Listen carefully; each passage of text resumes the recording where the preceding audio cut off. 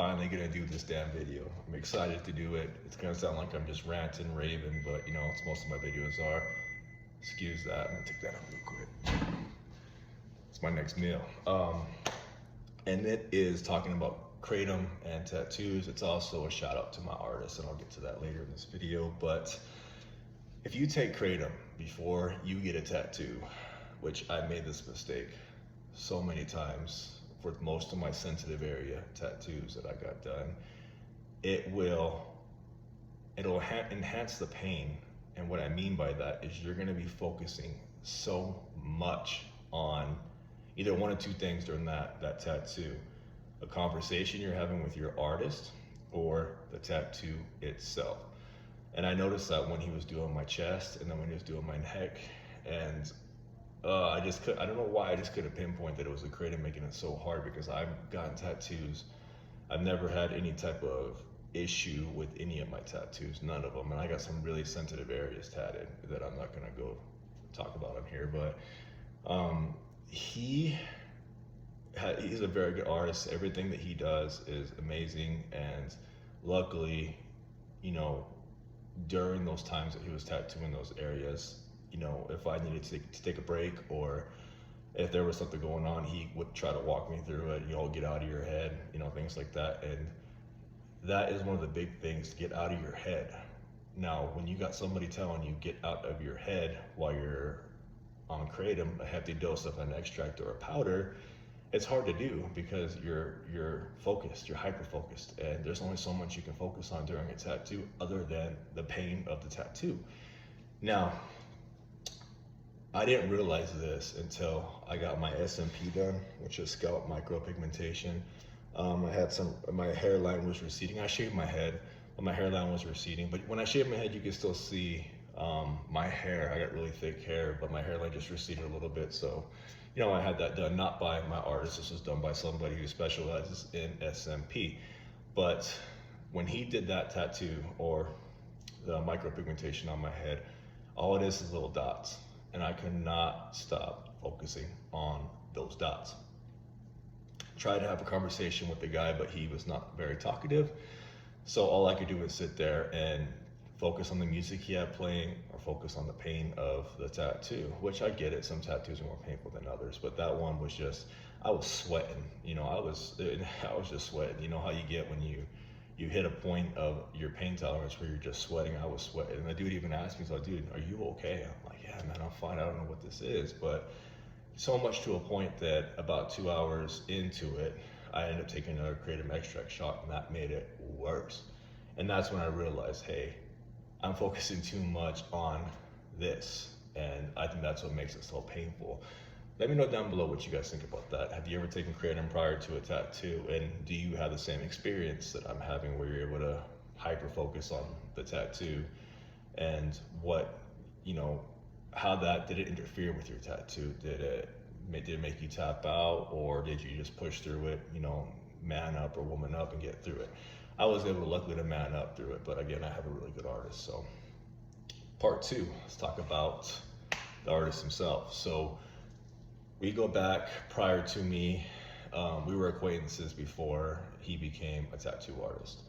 And when he started slinging ink, you know, I jumped on it. I wanted so much done by him, you know, and right off the bat, you know, we clicked when it come to his style of tattoos, of tattooing, and what I wanted done. And, you know, I've even had stuff done that I've gone back in and had him, because I envisioned it a certain way and he did it and I thought it was awesome. And then come to find out with like this, for instance, we have a lot of red done in my tribal. And when we first did it, it was short blotches of red. It wasn't all the way filled in like it is. And he did that, and then I went back shortly after and said, hey dude, let's do this, try it this way now. And because it looked good, but I wanted it to look better. And he's like, I got you. And then for the most part, all my tats, for the most part, I would give him an idea of what I wanted done of a style, and he would run with it, and I'd be like, dude, that's freaking fantastic, let's do it. So, like another thing, it's not really Polynesian, but it's outlining on my arm. And originally what we did with that, it was just the outlining, a little bit of shading, and then I went back in shortly after and I had to fill it in with what he filled it in with, which is a lot of dot work, which I think looks freaking sick, but that's just me.